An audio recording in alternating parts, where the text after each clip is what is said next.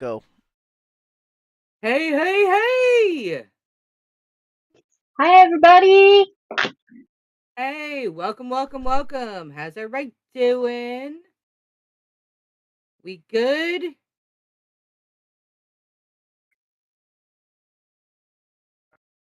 Remember, share this out to all of your friends on all your social media so we can pack this house. Last week, we broke a record of 116 unique viewers.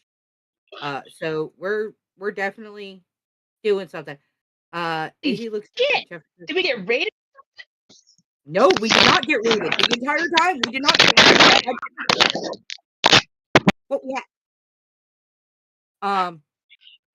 So I'm very proud of us. I'm very, happy that we're pulling this off. We're doing the thing. Which shows that hey, everybody loves us on a Saturday night. So We are the place to be. we are the place to be. So in that process of going on, as everyone knows, I am your host, Julie DeFisher, author of Destined for More, Four Queens, Four Kings series. Right below me, you have Miss C.R. McCormick, author of the lovely Dolikin Syndicate series. I think my neighbor's a mobster. I think I'm playing for a mobster. Mobster in the PTA. Mobster under the mistletoe. The luck of the mobster. And one other that I always forget. Which one is it? Did I miss it? Did I get them all? No, that's all of them. I mean, there's also the new one shifter coming one that out, I but wrote. we But haven't. You haven't there's a new one released that. coming out. There's a shifter one that I wrote, but I'm rewriting that one, so I don't talk about it. Yeah, we don't talk about that one. Yeah. I'm coming in low. I don't know why I'm coming in low. Hold on, we're adjusting my volume.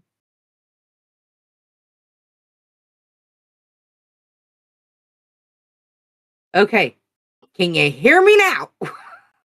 Yes. Oh, you're much louder. Much louder. That's Okay, great. I'm gonna pass it off to these lovely ladies for a quick hot second while I go deal with something off screen with the Munchkin. So guys, go ahead, give them a good hoot hoot. Everyone excited about tonight? Just sent a chill. Like, when I gotta talk? When I've been here so long, I gotta talk.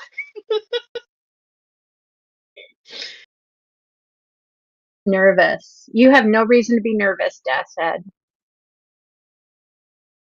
I'm sure your story's great.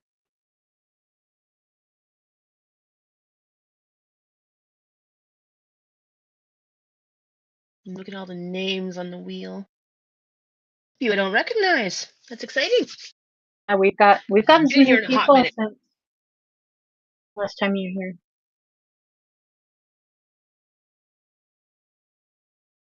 We'll have to see.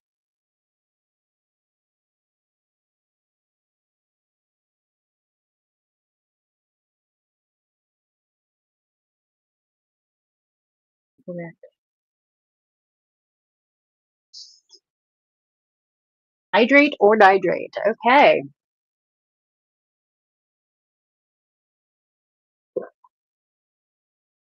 Honey mint tea. Why isn't the thing popping up? Why isn't one? What's going on? Oh, when you redeemed Hydrate or Dihydrate, there should be a little gift that pops up with it. Oh, it's because Styx is running it. He doesn't have that set up. Got it. That makes sense.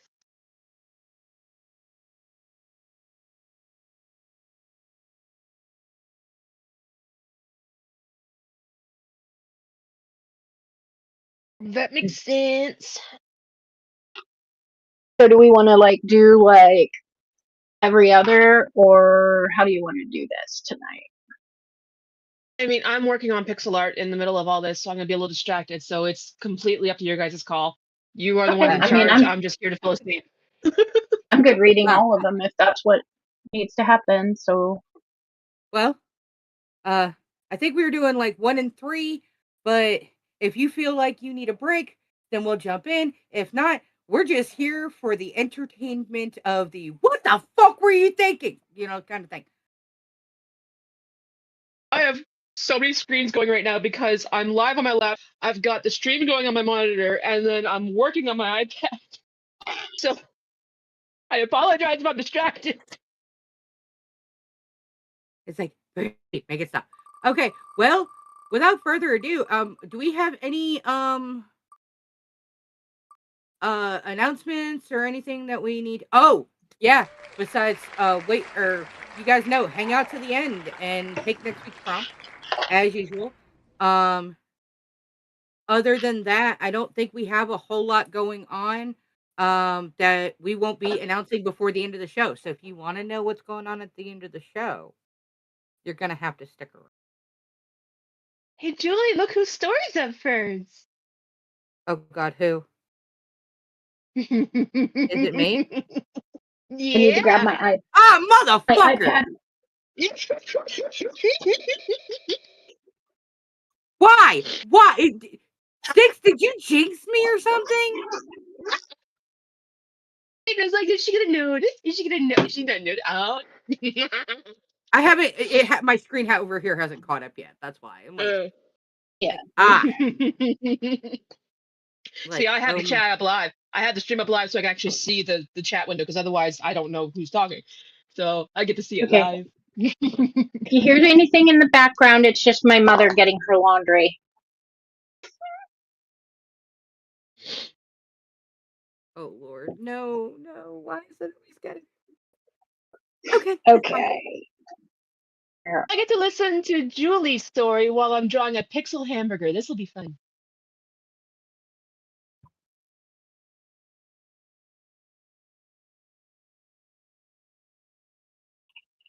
Okay. There you are.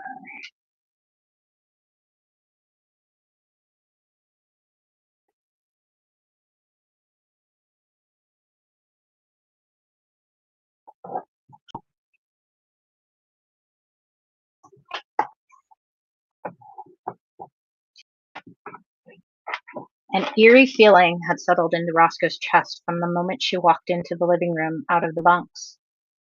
The sky was an orangish pink hue through the big bay windows, but there was no sign of the sun breaking over the ridge.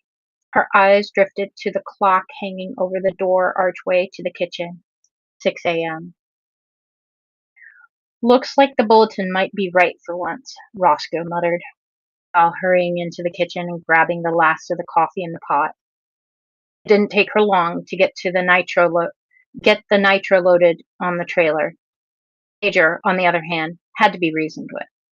He wanted to ride in the trailer with his buddy, and with the impending weather, Roscoe knew it wasn't safe to have them both in the trailer, which may or may not have resulted in bribery of a frozen waffle to get Major into the cab of the truck. But once they were both secured, Roscoe jumped into the driver's seat, ready to get the day over with. 2 hours into the 4-hour drive through the mountain, Roscoe wondered if she'd see the sun at all today. As the sky grew a harsher darker orange, Roscoe rolled the window down to see if she could tell a difference in the pressure. The air felt charged, but there wasn't a breath of wind she could see. Her eyes trained on the tops of the trees that seemed to stand as still as statues. That, along with the occasional clap of thunder somewhere beyond the pass, had her second-guessing herself. She'd been out in the pass in worse weather, that was for sure. But there was a difference between bunkering down with 6 feet of snow versus unpredictable tornadoes or dust devils. Roscoe knew she'd have to move quickly once she got to the turnout and parked her truck. I hope you know we are probably going to have to stay up at the cabin tonight, which means you'll need to let me put Rocky in the saddlebag. Roscoe looked over at Major, who was giving the stuffed raccoon a bath. I mean, Major, you drop him in the woods and we won't be able to find him. Major let out a whine and then tucked the lovey under his front paws. You'll get him back once we're up at the cabin. But you and Nitro have to have work to do once we saddle up. Major huffed in response. Sir, if I wanted an argument, I would have called the Russian. Not like he'd answer. Though, hell, asshole probably has my number blocked. Roscoe muttered, shaking her head, praying the memory would erase itself as easily as an Etch-a-Sketch did. She hadn't willingly thought of him in years, and blamed heading up to Dead Man's Pass for the sudden recall of memories. Since he was the reason, she knew every path up and down. This was where she went to escape reality when it had gotten too much to bear. First when her mother died, next when, well, they had chosen different paths. It's not like he thinks of me anymore, she breathed out while Major just cocked his head like she was losing what marbles she had left. I should have known better than to trust a person that looked too good to be true, or too dangerous to stay. Roscoe made a mental note to call Dahlia when this was all said and done. She hadn't talked to her in a few weeks, and with the line of work they were in, it wasn't uncommon. One or both were normally out of comms for weeks or if not months, but they had drifted away from each other hard over the last few years, calls and texts getting further and further apart. Roscoe knew no one was to blame. Life just lifed sometimes. Is what it is, I guess. Oh boy. She reached over, scratching the fluffy gremlin on the head. Major let out a pleased, playful bark before going back into the almost drenched Rocky. Going back to the almost drenched Rocky. My thoughts exactly. My thoughts exactly. By the time Roscoe turned off 28 onto 29 in Lidor, the sky had eased off a fraction, but the charge in the air had now settled under her skin and into her bones, making her anxious. She couldn't stand the feeling of her skin crawling for all the wrong reasons. Roscoe kept reminding herself this wasn't like the last failure. She'd bring Bonnie home one way or another. Once Roscoe reached the turnout to spot where she had always parked her truck and trailer, her phone rang. Unknown caller flashed across the screen, and a shiver ran down her spine. Raccoons are us, she answered cautiously. Roscoe, a familiar, unsteady voice answered back. Hey, Jack-o'-lantern. New phone? Jack had been a longtime friend and fellow tracker. Yeah, X wouldn't leave me alone. She could hear shuffling and the crack of thunder. You always did go for the crazy ones, but anyway, what can I do for you? Heard you were headed to Dead Man's Pass. Roscoe hung her head. Of course. Keep it quiet. Meant only from the law dogs. Peppers, I just got to the turn off out of 29. What's got you lit up, Lantern? Well, I just so happened to be down on the other side of the pass visiting Mama in Chinatown. And I might be looking at that blue pickup you were looking for on 4 flat tires. It's a shame, really. I bet it is. How long you gonna have eyes on it? Until you tell me not to. Mama's making a big pot of stew and just so happened to have invited me for dinner. With the way this weather is, it could be morning before I head back to Flathead. Alrighty then. Sit tight. I'll radio in once I get up to the cabin. Gotcha. Oh, raccoon? What lantern? You got the 22 on you, right? Always. Good girl. What aren't you telling me, Jack? The truck has an empty box of shells in the floorboard and 2 rifle locks. Might be nothing, might be something. I'll vest up to be on the safe side. Okay, well, Mama's yelling for me. 10-4, I'll catch you on the flip side. Roscoe ended the call and stared off into the trees for a moment.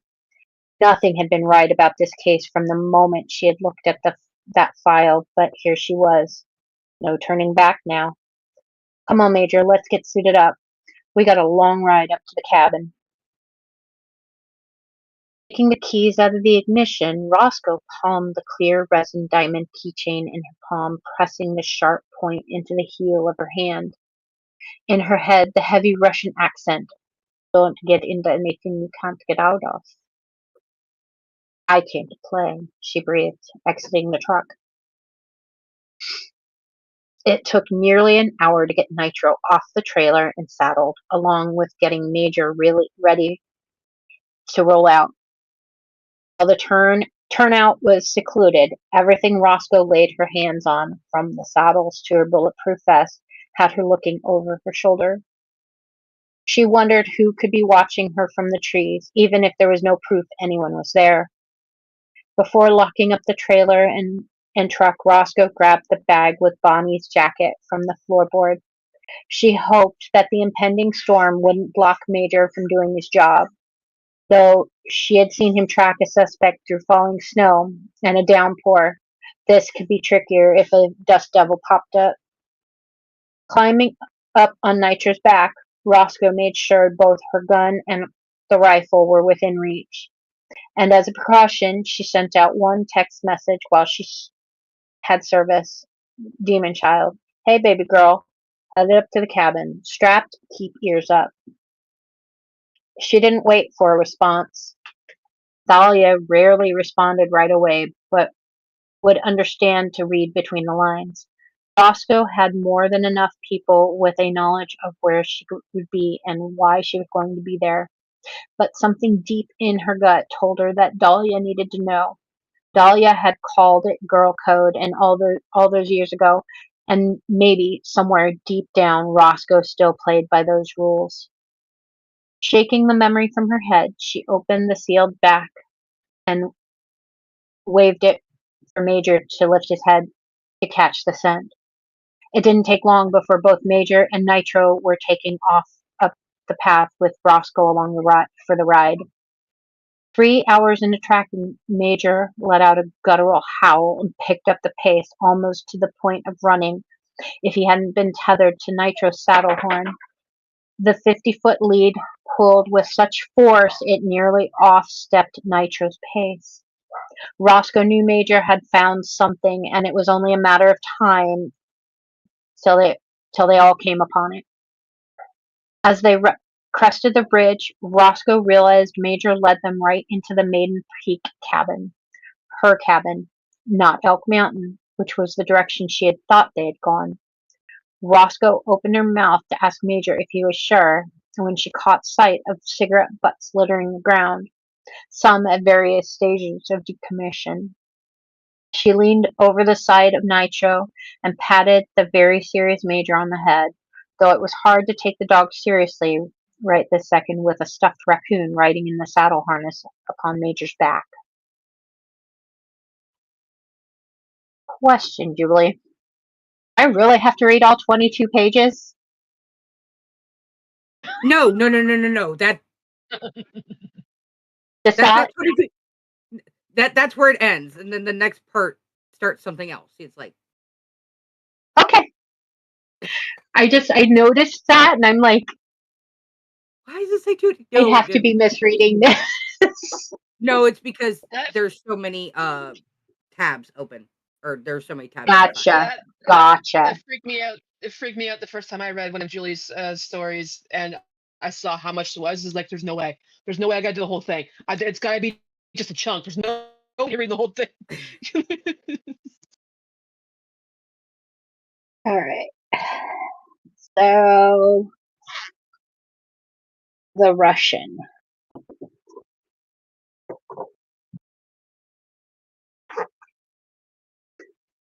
Sorry, I had to So, take my boots off. My feet were hurting. is this the rodeo story I heard the beginning of ages ago?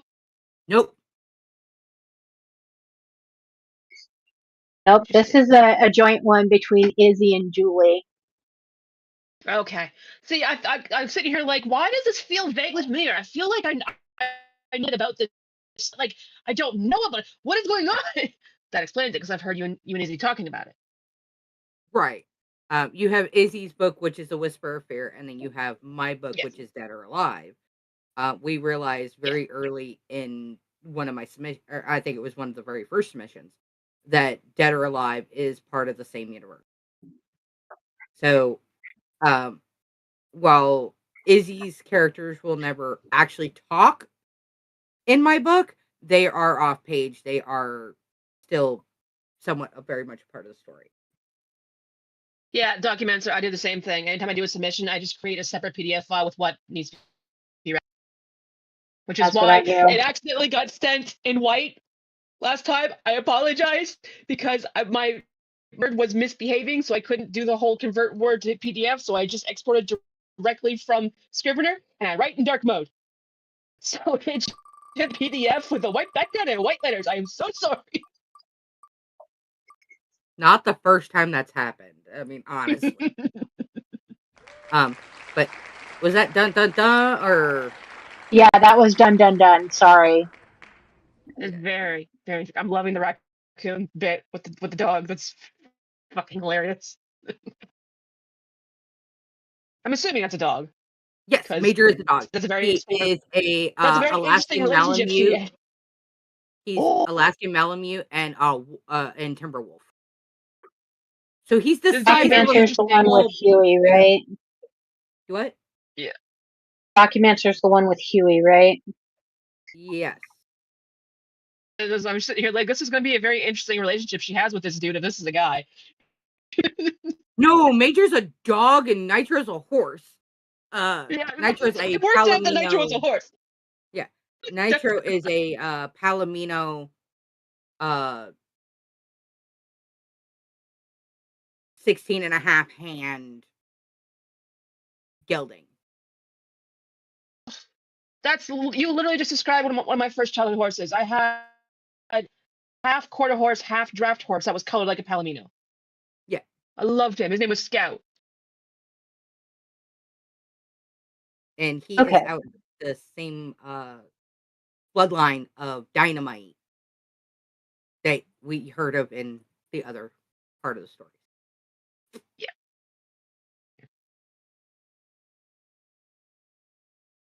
Ready for the next one? Or do we have any more comments about that one?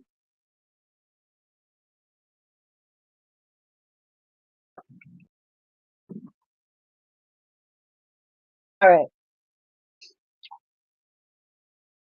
Huey recounted his encounter with death as Huey observed the vending machines pressed against the walls of the abandoned motel. All the other ones were busted, covered in growth, or had expired wares. The building settled a few yards from the point death had dropped him and Eve off, literally. They had fallen from the twilight-ridden skies into some grasping branches which had ever so graciously broken their fall from the sky. After shaking off the initial pain, they staggered to their feet and hobbled for what felt like miles, but perpetually pigmented, Lisa Frank-colored skies disoriented the concept of progress. That is a fantastic description. I love that. You I guess immediately know what very it much looks like. so. They had just reunited with Paige and Theo, only to be ripped from them when Death had appeared. Death shoved Huey into an iridescent hole. Eve had jumped in after him, and both of them vanished from Earth to whatever hellhole dimension this was. The exterior of the motel looked pristine, but everything else around it was covered in mosses and tones and hues that even Evie couldn't identify. Relief waved over them when the strange grass bled into the broken asphalt. Blue dandelions peppering the jagged cracks. The abandoned motel stretched into an overgrown parking lot, and the lot extended out into an open road which went for miles. Smack dab in the middle of the road was a tree mangled in overgrowth, a patch of grass with blades as tall as their ankles, and a fork splitting the road. Eve squeezed into Hughie's hand when they realized each street post thereafter was fated, muddled, or too difficult to read. They were completely alone. At least they thought they were. The motel was the only thing that wasn't covered in overgrowth. Everything around it idled, a forgotten limbo reclaimed by the earth once again. For something char- charading Earth's vegetation, everything on the inside was just as invaded as on the outside. The vegetation breathed in the cracks and crags. Eve opted to check each of the rooms for anything salvageable, and despite wanting to stay close to her, Huey opted to check the vending machines to see if anything edible or drinkable was available. What was worse than being in a dimensional world with one other person? Being alone again. Losing her. He shook off the feeling, tapped his fist onto all the buttons, and the neon blinking out of order letters taunted his thinning patience. Then, he finally came across a promising machine and checked its contents. Maple bar and grape. His nose scrunched up with disgust. He would have preferred cherry, or something better than Pop-Tarts, but in this unfamiliar place, where its otherliness imposed itself, he couldn't be picky. He was going to bitch and moan the entire way like an overworked employee of the month.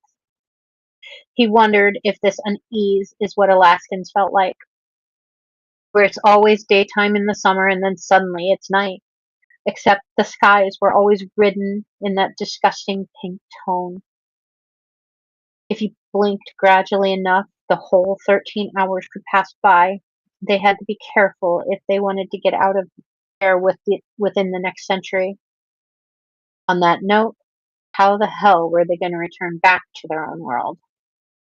With all his fury, Huey punched the machine and his loot collapsed to the bottom. Fuck, he growled. Was he going to keep him and Eve hostage until Huey agreed to be Death's new Reaper? Fuck that. He still needed to enroll in college, listen to cringy boy band music, and get his heart broken a few more times before he was good and ready to die. He refused. Maybe this was why Nicholas had been protecting him from the truth. He hadn't heard any footsteps, so when Eve spoke, he jumped. Damn, Eve remarked. What did the vending machine do to you? Eve leaned against the wall, carrying a dense pillowcase over her shoulder, meeting his gaze. Huey knew she was trying to read him. He glanced away quickly, not wanting to open the can of worms, not wanting to be furious and in love with her. If it really was her, they'd just get into a fight, so he swallowed his pride and mustered up one word. Hey. Nothing good? She asked. You like maple bars? Hell yeah. Pop-Tarts? You. He chuckled. After my own heart. And then we'll make out after breakfast. He quipped. Promise? Eve teased. You wish. We don't have all day. He pouted as pocketed more Pop-Tarts that had fallen into the bottom of the machine, and they strolled to the next machine, which was an ice maker covered in growth. Don't tease me with a good time. Besides, how can you even tell time has passed? They moved in sync, ditching the ice machine for a machine with sodas. And I've had the shape of your body stuck in my head for 4 loops. It's been 16 minutes, give or take. When they approached the entrance, his body froze and his eyebrows furrowed tightly. Concerned, Eve asked, What is it? Huey shrugged, shaking off the invasive vibes crawling up his skin. Nonchalantly, he said, breaking your fall, pointing to his thumb to his back. She winced. We should get that checked. You know any multidimensional chiropractors? Despite all his muscles screaming, he leaned against some plastered wall. The sickening feeling of being watched by death made his hair stand up. He cracked a half smile. In hindsight, he should have known that was his first mistake, and that she would bark at him for not telling her sooner.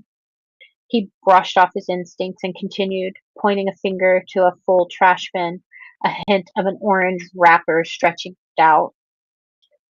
Peanut butter counts as breakfast, right? Eve snorted in disbelief. Peanut butter is a lunch. She planted a hand on her hip to emphasize her point. There's literally something called peanut butter and jelly. I've heard of it, but peanut butter is also in breakfast. Eve smirked. Okay, hotshot, prove it. That peanut butter is for breakfast? Asked incredulously. And if I don't? Eve shrugged. Make a wager and see if I say yes. His eyes softened. Come back to the mossless room I found? I could massage you. Okay, if you can prove peanut butter is a breakfast, we'll go back to the room for a massage. But if I win, I get to tat you. Huey's brow arched. How are you going to tat me without tools? She showed off that bag he had gotten her, tucked underneath the pillowcase. Paige still has the spirit box, but this bag is seriously useful. I was able to organize all my inks in this pouch, she cooed. Please, let me ink you. He stepped aside. Use better phrasing. Let me mark you, she pleaded. She cupped his chin. He gulped. His eyes finally meeting hers. We can skip the peanut butter. Still treading on that line, eh? She leaned into his ear. What if I want to tread that line? No one's going to stop you, he warned, barely above a whisper. He rested his hands on her hips, searching her face for protest. She took his hands, pulled away, and stepped back. He frowned, but didn't protest.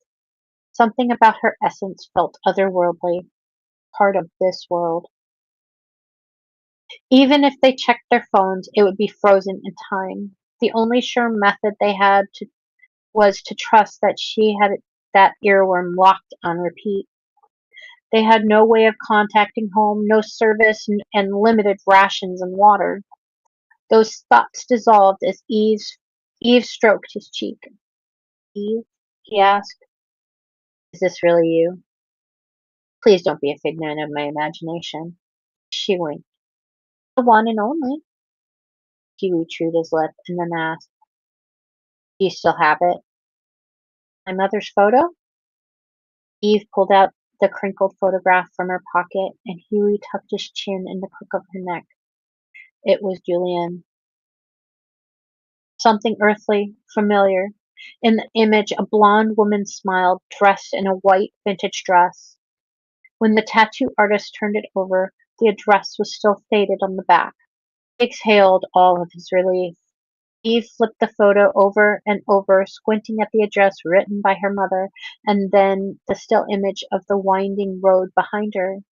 There was no overgrowth, no Pepto-Bismol pink skies, just periwinkle faded skies, then gazed at the address marked on the sorry excuse of a curb. Wait a minute. She backed away. Wait, this address. The tiny blonde wandered off to investigate the patchy curve. Anything with a number or a name was half faded, as if the sun had bleached it off. He half ran after her, leg limping more than he would have liked. It took her a minute to catch up. Wait, don't leave me here. I, her eyebrows furrowed like she was trying to crystallize a forgotten memory. I've been here before, Huey murmured. Maybe this is a memory? Eve grimaced. Or someone's purgatory. Fucking death. Eve sighed, took Huey by the shirt, and without warning, pulled him into a hug. He didn't touch her, just kept his arms at a distance. She took his arms and forced them around her. Cautiously, Huey cradled her as she buried her face into his chest. withering from exhaustion. He stroked her back, unsure and way too shy to ask her what was going through her head. Are you really you? Eve whispered, voice trembling. The one and only, Hughie murmured.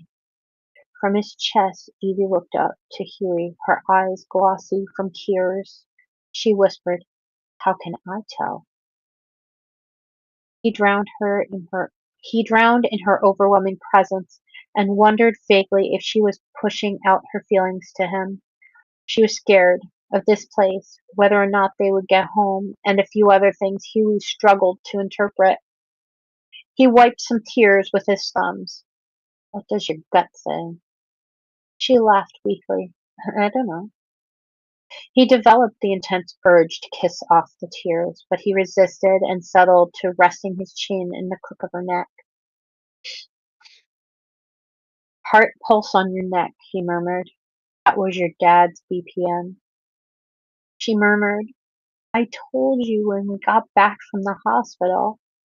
He nodded as he pulled back to search her face. There was this one time Huey thought a girl had liked him, but she was just being nice. Trying to kiss her startled her. Then there was Annifer, who didn't mind kissing him at all, but she just wanted to use him.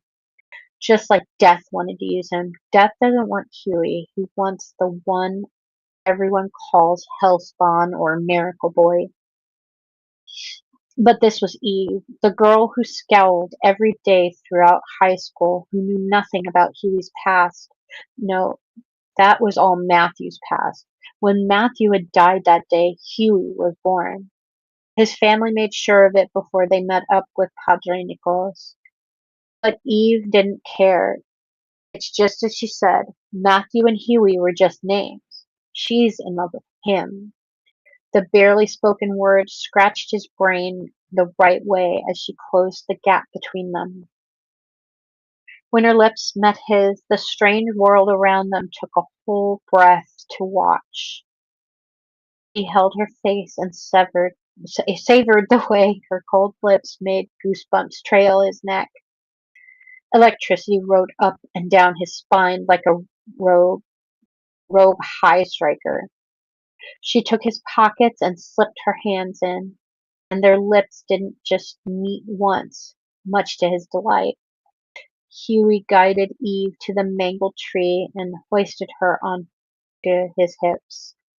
She followed his lead and wrapped her legs around her, and her hands glided up to his hair, and when she raked her nails through his locks, his knees buckled, but he caught himself before they both went down in an embarrassing tumble into the overgrown grass.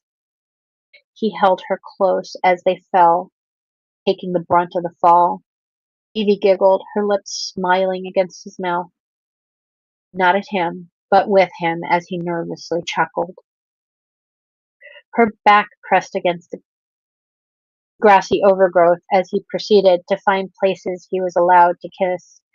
A chaste kiss to her cheek, peppered kisses to her neck, another press of his lips to her forehead and nose. And she held on to him, eyelashes fanning over her dazed eyes, hair cascading down her bare shoulders. There was that one tattoo that just sat there idly. He wanted to trace his lips over those lines.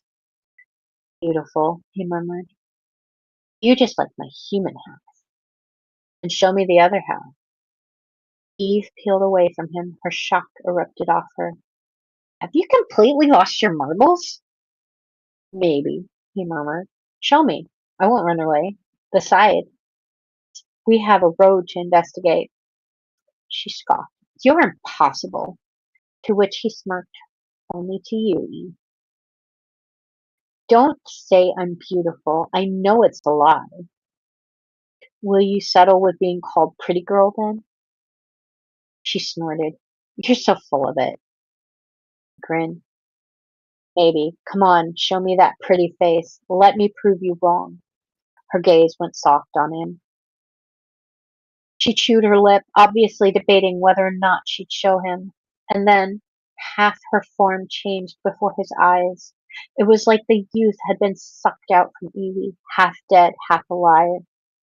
half her body disheveled like a Capri Sun pouch contorting into its veins, and Huey still touched her face delicately, even though her temperature was declining and her tattoos remained fresh.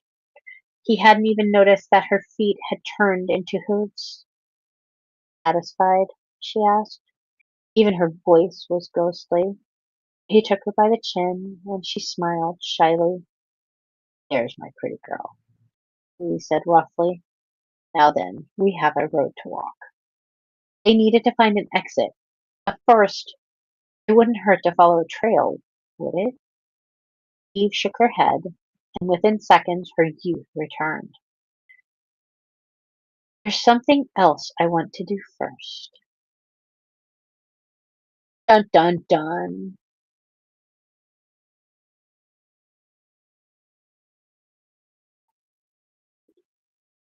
That's it. Doc, you really gonna leave us right there? That was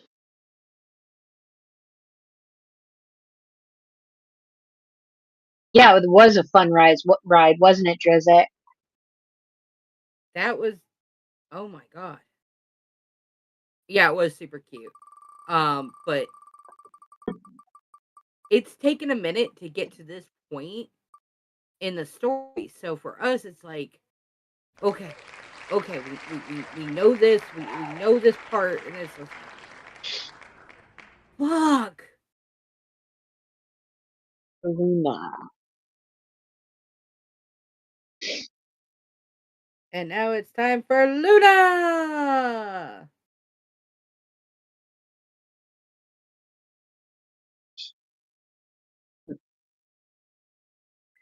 Okay. Oh, I've awakened again. How disappointing. Same slanted ceiling, one light bulb white, the other purple. Windows blacked out, the rest of the world blocked. I'm sure the sun has been shining, but I haven't seen it nearly a week. So every day, darkness I hold inside is matched by at least one thing in the corporeal plane. Had we not met, I more than likely would have continued believing I was the only one who carried such heaviness. These ink stains, the splotches no one else cared to notice, except for you. You'd been watching, calculating. I'd been waiting, assessing, soaking in those tainted malaises that somehow matched yours, matched mine. I reached beside me, tangled sheets cold and empty. That promise we made to always remain now barren and void. It's just as well, I suppose. Staying would have meant maintaining, which isn't something I do well. Death would have been a mercy, I believe, because then I could contact you. I wouldn't have to revisit my anxiety about if you would answer or not. There would be no crackle of suspended air wrought with awkward starts and stops. No working to grasp at old feelings across our frayed connections that would disintegrate at the lightest touch. Rolling from bed isn't the Herculean task it was the last time, but some rope of fate, our fate, seems determined to keep me bound here. The bed where your shadows linger, frigid and cloying. I unravel myself. Your phantom glues itself to me. My second skin, my own muted sunlight. I allow your memory to cling, ghostly warm. Cleaning, showering, dressed for staying indoors, seated at a large dining table fit for one, choking down food I'm not interested in. I can wear the guise of normalcy, the cracked porcelain mask that knows my face better than I do. I can perform on this dilapidated emotional stage even when I'm the only audience member. You said, and I said, spoken declarations short of blood oaths neither of us would commit to. A place, a home, with family too good to be true, because humans are so damn fallible, and trust happens to be one of the most fragile. one of the most rarest forms of currency available. A wish upon a star that had only been spackle lodged within our vision. We tried and tried and tried and tried until tried eroded into tired. And the fairy tale became a taut battlefield, and after that, desolate ruins where even our echoes abandoned us. No matter how much we delimited, despite the many times we tentatively hedged the line of acceptance to stretch or bend to suit the other needs, it was for naught. Perhaps if the blindfolds had stayed on, we could have made it work. Maybe. But we would not have had one another without that darkness. Those demons who lurk outside of the moonlight. I should not have, and you should not have. But we fucking did, and we fucking didn't. Isn't there a we anymore?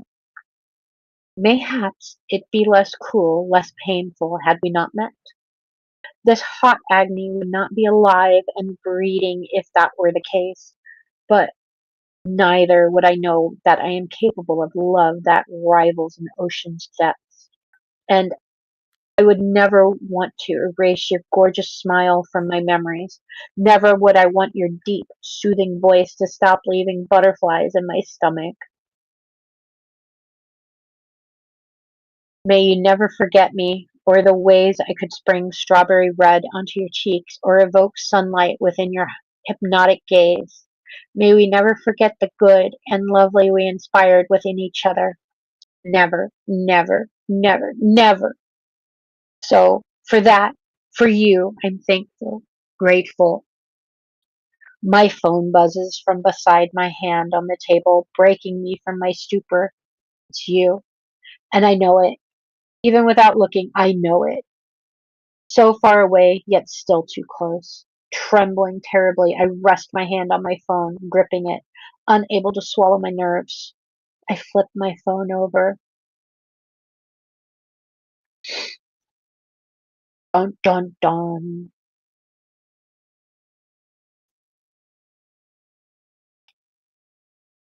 That's Luna! it.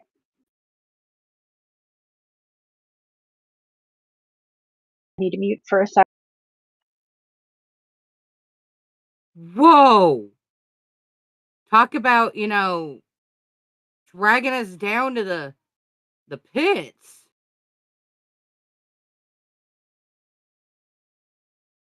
I mean, totally fine with that, but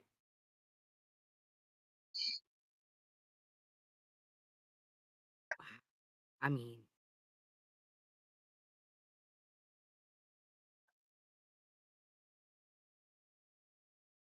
Give me 1 second here. Oh shit. Wrong one.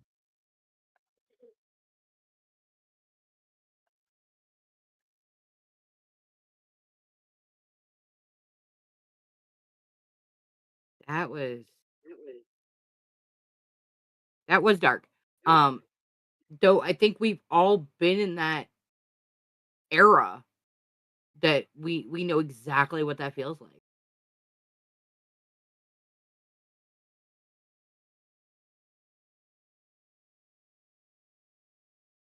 Well, we applaud you for doing that, and that, yeah, talk about a gut hit.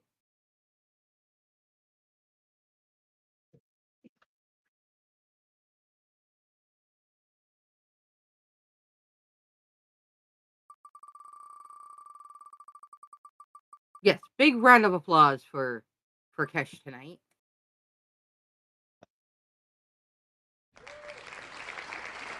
Uh, she is doing absolutely amazing.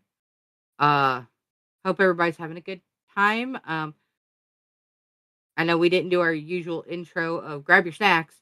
So if you haven't grabbed your snacks, now would be the time to grab your snacks.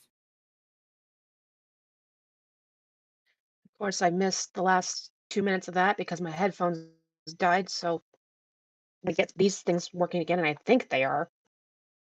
Can you hear us? I can hear you. Yeah. Okay. Like,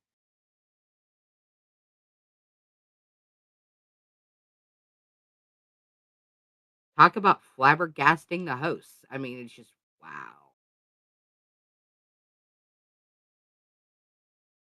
That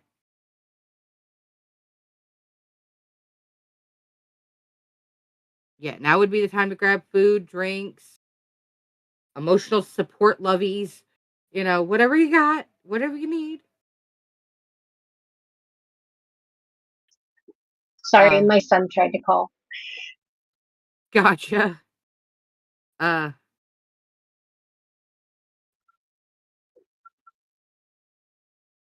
they let you out? Headphones. They let you Izzy's out of having the zoo, Izzy? yeah. Okay, Jeffrey. Go. They did indeed. Okay. Jeffrey? The Oh, one I I'm see, writing. I see, I see.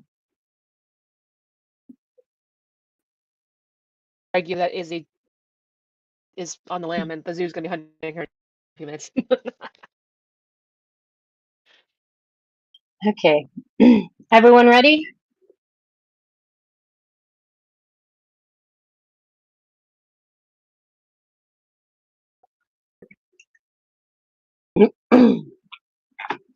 Scrambling to find the rest of my school uniform among the piles of clothes, I could imagine another one of my mother's lectures on how I should clean my room.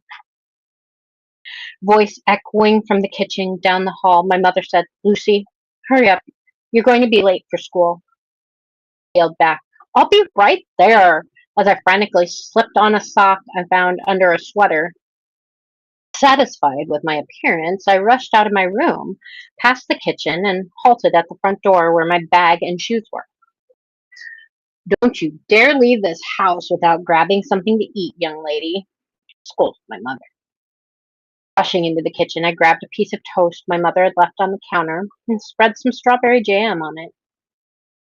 Kissing her on the cheek, I said, "Thanks, Mom. See you later," and ran back toward the front door. Running down the sidewalk toward the bus stop, I put the piece of toast in my mouth and took out my cell phone to text my best friend Liz that I would be late when a stranger bumped into me. Losing balance, I tripped and stepped off the curb, hitting the ground, my cell phone sliding along the pavement. Two bright lights shining in my eyes made me freeze. The sound of tires screeching and the strangers who yelled at me, an afterthought as I looked up at the vehicle barreling towards me. Truckin'? Waking up, all I could see were blues and greens mixed with shades of gray. Craning my neck up, I couldn't comprehend what I saw. There were people, no, giants, walking around, carefree, ignoring me, and the panic attack building up in my chest. Backpedaling away from the people, I stepped in something wet and looked down at a reflection that wasn't my face. Worse, I had fur and ears, and I was adorable. Panic growing by the second, I said, "No, it can't be. This isn't real. I'm dreaming. I just need to wake up. Please let me wake up." Think, Lucy, calm down. Remember what happened. I was on my way to school when I got bumped and fell into the street. And realizing the truth, I said, "I died to a fucking truck, hun. Seriously?" It didn't take me long to understand the bleats, barks, and squeals I heard were coming from me. My ears flattened against my head as I curled up against a brick wall in an alley. No one can understand me. I'm all alone. Hours went by as I lay curled up in the alley, and soon it became alarmingly apparent that the sky was perpetually in a state of twilight. A fact that became increasingly irrelevant the more my stomach grumbled. If I didn't want to die so soon after being given a second chance, I needed to find food. Walking along the alley, hugging the wall, I saw bricks and glass windows with simple metal railings scattered across the upper floors. Smoke trailed across the twilight sky from all the chimneys dotting the rooftops. I jumped at a sudden noise at the end of the alley and saw a primitive vehicle common in the early 1900s driving along the cobblestones lining the street. Did I just die and go back in time? I looked at the sky and shook my head. No, I've watched enough anime to know better than that. Weaving between the legs of humans, avoiding the hands of little children, I found a window and looked at my reflection. Still adorable. Shaking my head, I looked closer. Within my limited view of color with my new eyes, my fur was mostly in various shades of gray, but the pattern reminded me of a red panda. I met one during a summer vacation to Japan years ago. Groaning, I said, "That's just great. Where am I supposed to find bamboo?" Forcing myself to recall what else the animal ate, I wagged my tail in glee. "I need to find fruits, berries, roots, or grasses." My elation crashed into the immovable truth. I'm lost inside an urban jungle swallowed by the flames of early industrial growth, ears drooping in defeat. A young teenage girl in torn, dirty clothes covered in dirt kneeled in front of my small, trembling form and said, "You look lost, little one. Hungry?" Unable to hold my emotions together, I broke down and raised my head as I let out whimpers of sadness and grief and said, "I'm scared, hungry, and terrified that I wouldn't be able to see the sun ever again." The girl stumbled back, falling on her butt, and asked, "Did you just speak?" Still trying to rein in my emotions, I nodded. The girl scrunched her face, shrugged, and said, "Food first, questions later," then opened her arms, inviting me in to be picked up. Shaking my head, I bypassed her embrace and carefully climbed up using her back, resting on her shoulder and using my tail around her neck for support. Now that I knew others could understand me, I lowered my voice and said, "You can call me Lucy." The teenager took her time, standing up with me on her shoulder and smiled. "Nice to meet you, Lucy. You can call me Samantha or Sam. Most people just call me Sam." Despite the rumble in my stomach, I asked, "What happened to the sun?" Sam raised an eyebrow and asked, "What is a sun?" Struggling with how I should word it, I used a paw to point to the sky and said, "The bright ball in the sky that makes it possible to see without help." Looking up the sky with me, Sam shrugged and said, "I don't know. That's just how it's always been since I can remember." Scratching behind my ear, I'm conflicted with how much I enjoy the feeling, but relent. A stranger bumped into Sam, causing her to lose her balance with me on her shoulder, and tripped, causing me to fall into the cobblestones. Faced with deja vu, I tried to run. Unaccustomed to my new form still, my limbs tangled up, leaving me vulnerable. Sam reached for me, but a stranger yanked her back, and our eyes met before the pain and nothingness returned. Waking up yet again, I stared at nothing but rock and stone. A man walking by paused and asked, "What are you doing?" Uncaring whether the man could understand me, I pointed up and asked, "Does this place have a sky or sun?" "Sky? Sun?" The man digested the words, shook his head, and said, "There's just the stone." Clenching my hands, because yes, I had hands again, I said, "What the fuck? Why can't you just let me die?"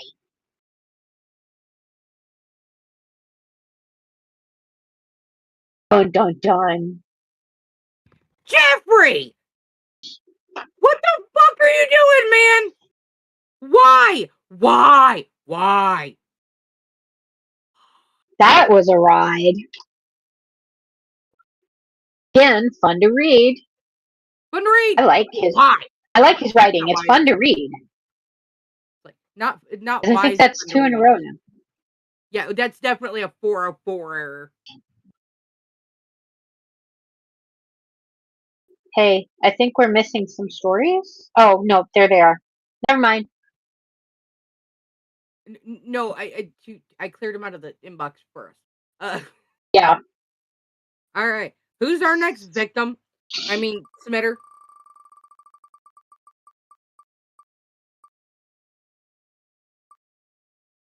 Was that an official 404, Julie? That's an official 404.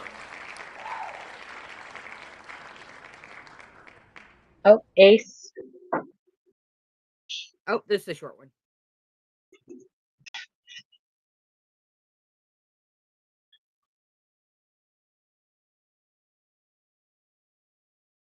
Okay.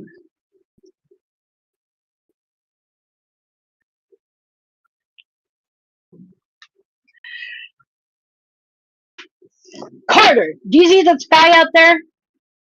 Carter nodded. Do you know why it's twilight? Carter shook her head. You upset the mythical creatures and now we'll never see the sun again. I should have known better than to trust that place with you. At least the latrine is looking good. A little too good to be true if you ask me. What do you have to say for yourself? Carter saluted. Sir, I thought I was alone when I found it. But the moment I touched it, I knew someone had been watching all along. John reached into his desk and pulled out a shining yellow orb. You mean this contraption that looks like the sun? Johnson will Johnson will return and pray we get to see our sky again before we die. Now get back to that latrine. You look constipated. Dismissed. Yes, sir, Captain, sir. That's Sergeant, barked John. I'm not a captain. I don't care what Brass says. Get! Carter turned and exited. Carter, you misspelled your name again. You're supposed to hold my pen. The door slammed shut. Dun, dun, dun.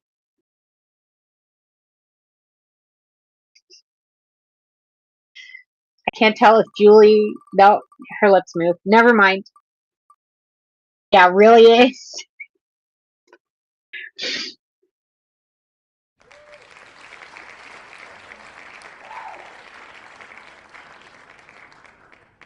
Can't hear you.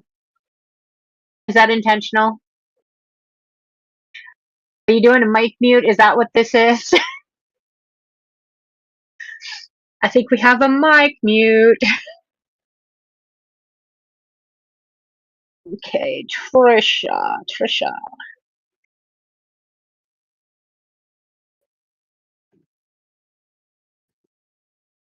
Okay.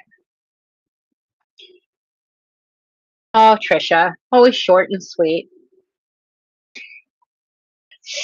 After the busy day I had and the damn meeting I had with my uncle, I just wanted to go to sleep. I was barely undressed when I flopped on my bed and allowed sleep to drag me under. When I'd opened my eyes, it was still dark outside. What the hell? It's not even dawn yet. Why am I awake? I got up, checked the time on my phone, and it said 9 a.m. Fuck. How the hell is it already 9 a.m.? There's no fucking sunlight. I went to the window. There are no clouds, no storms. Why the hell is why the hell is the sun not out? I grabbed my phone and looked up at what was going on. That is when I found an article from who knows when said the world lost the sun and we will forever be in night.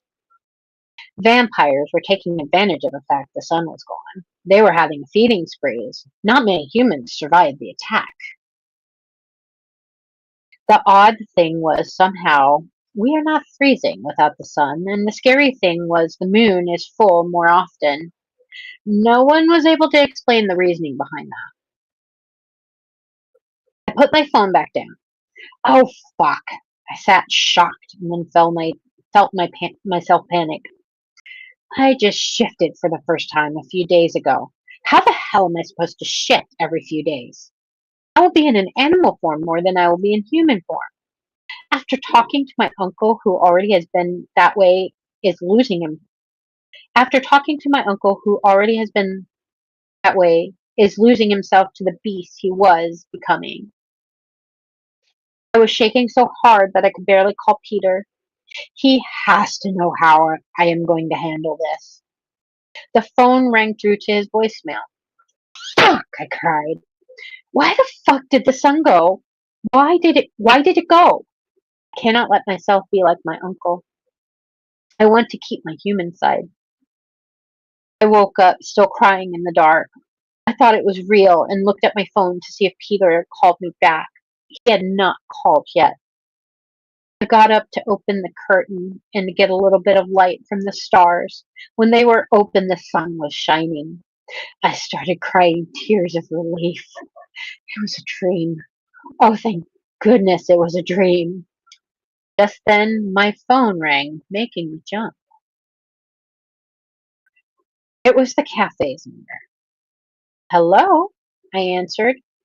Hey, Alora, is everything okay? My boss asked. Yeah, just had a bad dream, I said. What did you need? Oh, I was just wondering if you wanted to pick up a shift this morning, she asked. Yeah, I'll get ready and be there in a few, I replied. Great, see you soon, she hung up. I got dressed and headed into work. Dun dun dun. I knew it. And Trish, I knew it. Yeah. Trish is always good for a 404. Even on the longer submission from last week, still ended on a 404.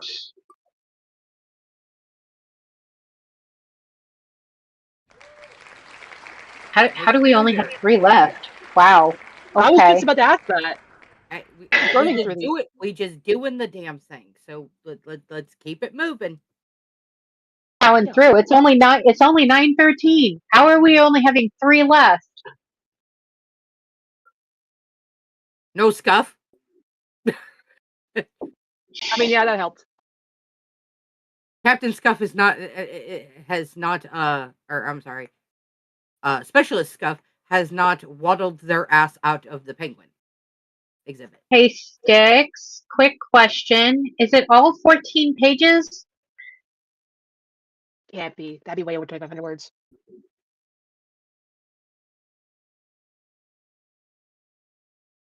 I see one. The PDF says there's 14 pages, so like 3 of it is like The triple spaced? no.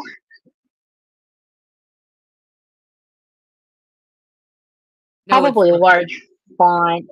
Yeah, that's what it is because when I read it the other day, it just large font and Yeah. Okay. It's giving me Oh. page counts, so I keep seeing these page counts, and I'm like, wait, it's not the whole thing, right? I'm looking at it myself. There's like a full blank page, and then one page is just table. It's Yeah. and then it's a very large font. Yeah. Okay then. Here we go. Mosquito. Beep, beep, beep. Simon's fist slammed onto the nightstand, silencing the alarm before the third round could echo through the apartment. He sat up, wiping the sleep from his eyes, and glanced at his phone. 6 a.m. Sunday. Damn it, past me, he muttered, his voice thick from last night's whiskey. It's your day off. He rolled out of bed, walked across the cold hardwood, and threw open the curtains, expecting the harsh glare of a Georgia summer morning. Instead, the world outside was drowned in a bruised rust-orange gloom. A heavy, perpetual twilight hung over the street, washing the neighborhood in the same ruddy, suffocating hue he remembered from sandstorms during his deployment overseas. There was no sun, no dawn, just an endless transition of day into night. Okay, Simon whispered, gripping the windowsill until his knuckles turned white. Still drunk. Definitely still drunk. He didn't bother with coffee. He threw on jeans, a t-shirt, and laced his boots, his eyes darting back to the window every 3 seconds. The sky didn't move. The shadows didn't shift. When he snapped on the television, the screen offered nothing but the jagged, multicolored bars of a dead signal and a flat, droning hum. His living room audio system, twisting the dial through the FM band, static. He flipped to AM, searching for an emergency broadcast, a weather report, anything, nothing but the white noise hiss of an empty world. He was about to slap himself to wake up from the nightmare when the silence outside was broken. It wasn't a scream or a crash, but a long, wet, scraping hiss, like a heavy tarp being dragged over asphalt, accompanied by a low, rattling wheeze that vibrated right through the floorboards. It sounded less like an animal and more like the darkness itself exhaling. Simon snatched his suppressed 9mm from the nearby shelf and held it at a practiced low ready, his grip firm but relaxed as he moved to his front door. Before his fingers could clear the deadbolt, the door shook violently in its frame. Someone wasn't just knocking, they were throwing their entire weight against the wood in a frantic, erratic rhythm. Simon! Open the goddamn door! Open it! He threw the locks back and pulled it open. Sandy stumbled inside, nearly crashing into his chest. She didn't look like the manicured ex-wife who had served him papers 3 months ago. Her blonde hair was tangled, her makeup was smeared, and she was hyperventilating so hard she could barely form words. She slammed the door behind her, throwing her back against the wood as if she could physically hold the outside world at bay. The cars! She choked out, staring blindly at the floor, her hands shaking violently. Simon, the street, it's a graveyard. Everything is just dead. My car won't even start. And the shadows, oh God, Simon, the shadows under the streetlights were moving.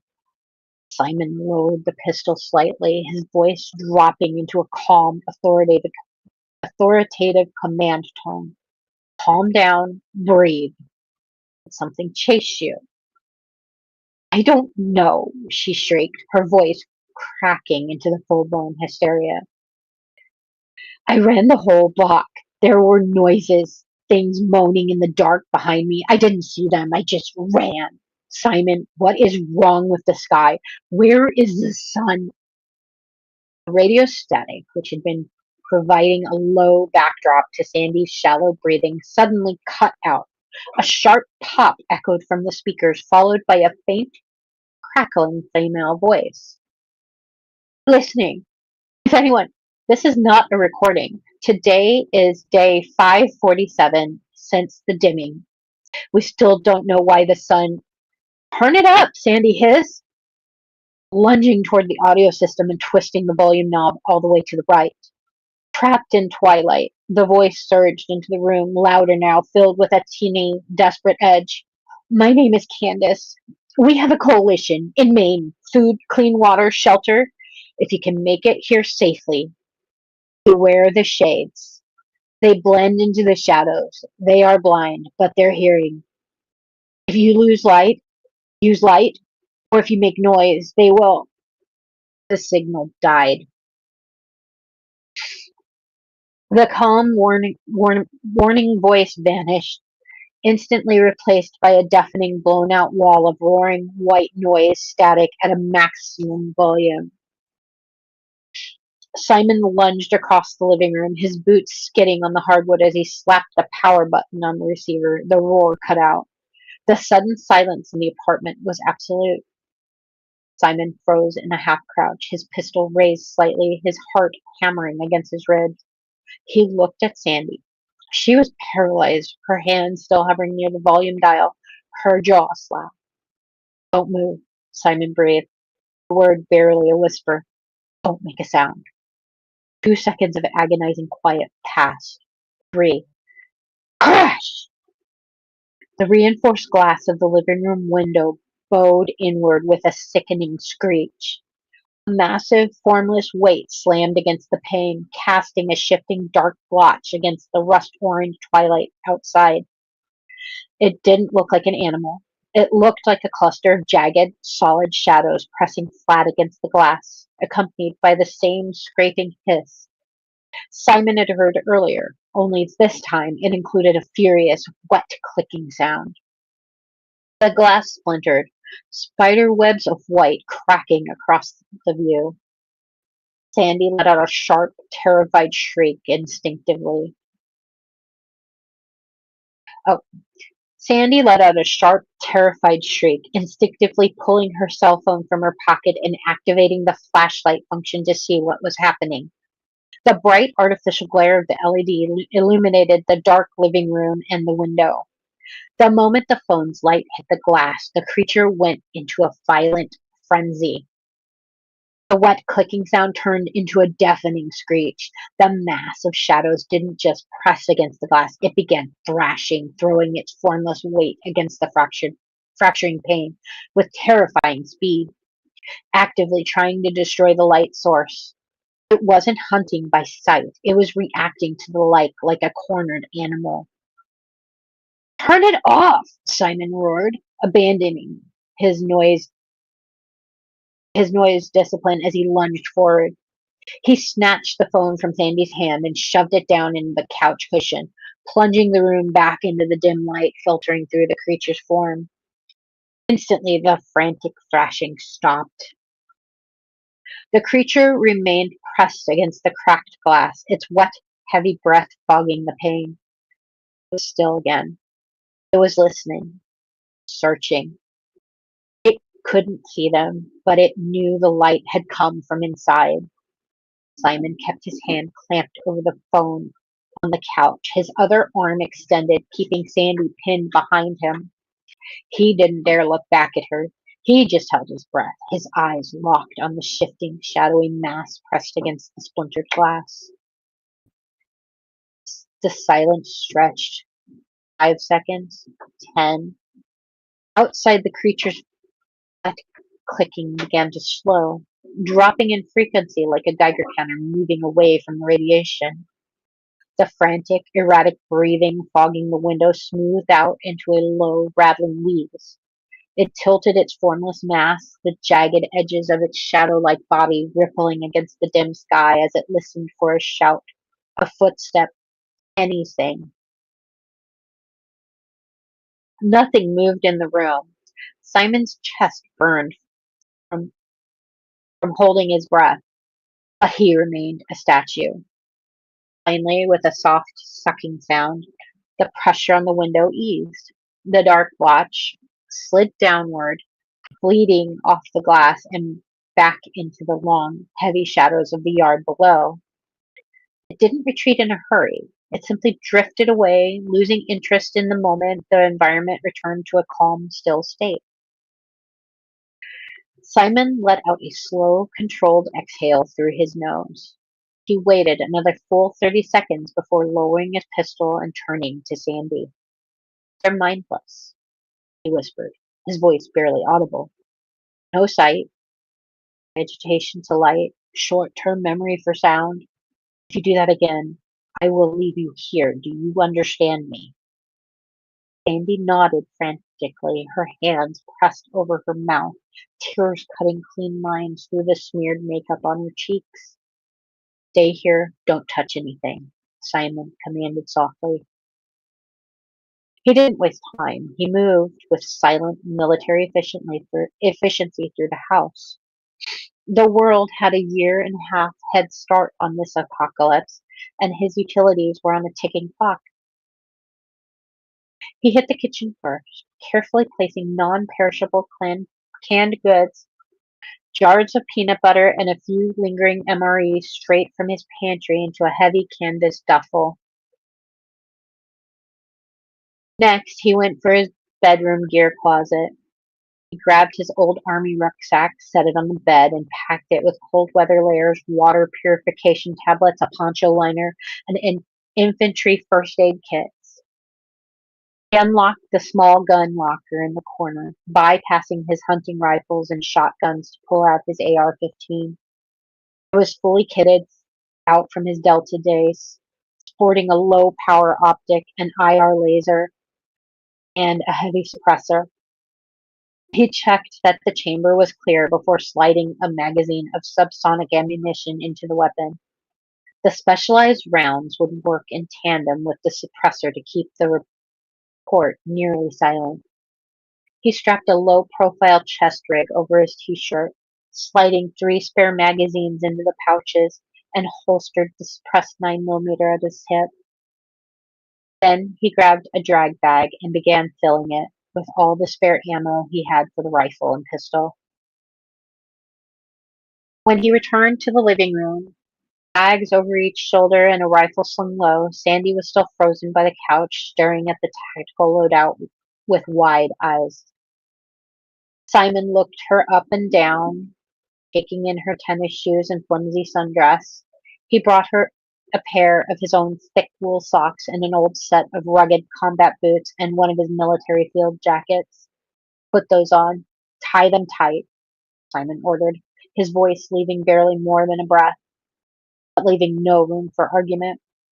We're heading north towards Maine to find that compound. Carry that duffel, stay behind me, and keep your mouth shut. We move now. Simon led Sandy into the nearly pitch-black garage. His car sat on 4 flat, rotted tires, a victim of the time dilation that had captured the property. Next to it was his heavy-duty steel utility wagon. He didn't waste time talking. He took the canvas duffel of food from Sandy and deposited his packed rucksack and the drag bag containing his spare ammunition directly into the bed of the wagon. He secured the entire load with paracord, leaving one hand free to hold his rifle while he pulled the wagon. Sandy stood near the wall, shifting uncomfortably. She looked like a small child in his thick wool socks and the heavy combat boots and the oversized olive drab field jacket he had pulled from his closet. She kept her lips pressed tightly into a thin line, taking his noise warning seriously. Simon gripped the handle of the wagon with his left hand, keeping his right hand firmly on the pistol grip of his AR-15. He approached the automated garage door, bypassed the dead electronic opener, and pulled the manual release cord. With a slow, deliberate effort, he lifted the heavy metal door up to the waist height, just enough for them to slip through with the wagon. They crawled out onto the driveway. Simon paused, lowered the garage door softly to minimize the sound, and surveyed the street. The neighborhood was dead silent. Abandoned vehicles sat at odd angles on the asphalt, their paint peeling and rusting under the permanent twilight sky. The long, dark shadows from the houses stretched across the road, completely motionless. Stay on the asphalt, Simon muttered, his voice low, gravelly, rasp. Step where I step. If a shadow looks like it's pooling or spreading, stop. The plastic wheels of the utility wagon made a low, rolling hum against the pavement. To Simon's hyper-vigilant ears, it sounded like a V8 engine running wide open against the background of a silent world, but hauling the heavy gear without it wasn't conducive to a speedy evacuation. Sandy followed closely in his footprints, her arms crossed tightly over the chest of a large jacket, hugging herself out of fear. They made it 3 blocks before the world broke its own rules. They were passing a rusted city transit bus stranded in the middle of the intersection. Simon kept his eyes locked on the deep shadows pooling underneath the chassis. The silence of the dead city was absolute until a faint, metallic rhythm started echoing from the north. It was a repetitive mechanical wail. It sounded like an automated tornado siren, disoriented and slowed down by a failing power grid echoing from a distant radio tower. Sandy froze, her panic spiking. She took a frantic step backwards, but the oversized combat boots betrayed her. Her heel caught on a jagged crack in the asphalt, and she went down hard, her palms slapping the pavement with a loud smack. Instantly, the motionless shadows beneath the transit bus rippled. The wet, frantic clicking sound returned, erupting from 3 different directions at once. The ink-black pools under the bus detached themselves from the vehicle, rising up into semi-humanoid, jagged masses of darkness that sprinted forward on formless limbs. Simon dropped the wagon handle, bringing the AR-15 to his shoulder in one fluid motion. He didn't fire. They were outnumbered, and he didn't know how the creatures would react to being shot. Instead, he lunged, grabbing the thick collar of the field jacket he had given Sandy. He dragged her backwards across the pavement just as the first massive shadow tore through the space she had occupied a second prior. Then the mechanical whining from the north stopped. A static-laden, computerized voice broadcast through the rusted civil defense speakers hanging from the utility poles above.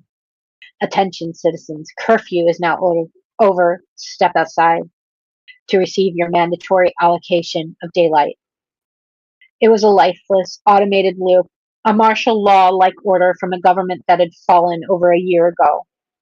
The moment the word daylight boomed over the loudspeakers, a massive, blinding flash of artificial white light erupted from the high school stadium towers 2 blocks away. The emergency floodlights illuminated the entire neighborhood like a midday sun. Around Simon, every single shadow on the street went into a deafening, shrieking frenzy. The creatures didn't retreat from the light. The blinding glare sent them into a rage. Their formless bodies seemed to condense and darken into more cohesive physical forms, their wet clicking turning into a collective, ghastly roar as they turned their sightless faces directly toward the prey they had located before the announcement, and the light distracted them. Simon looked at the oncoming wall of roaring darkness, his finger tightening on the trigger.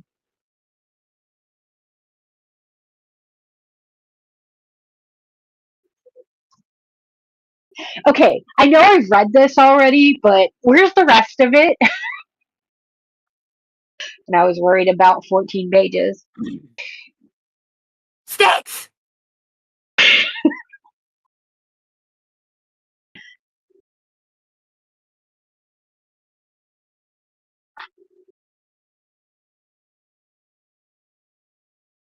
What the fuck?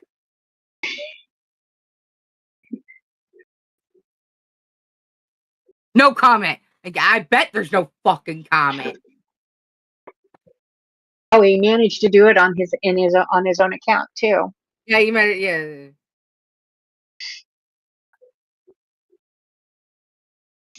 All right, and then there were 2.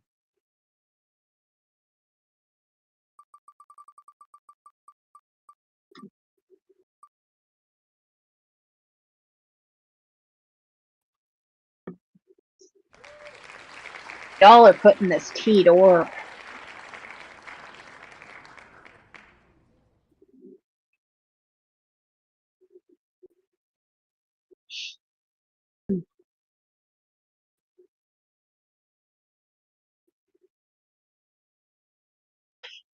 There's a River Song reference in the email.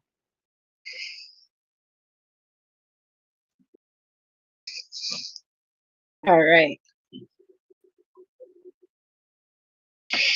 Are we ready? I'm about as ready as I can get. All right. She should have known better than to trust anywhere that looked too good to be true. Poor Gooch opened her eyes to a vision of lush plenty. The light was strange, like the brighter parts of long night, but without the shine of the moons on snow. The plants were thick and smelled like they could be delicious. None of them were plants, she knew. She felt drool fill her mouth anyways. This could be a trap, and the taste of visions grew in her mouth told her the truth. It was a dream, a silly fantasy made to be explored.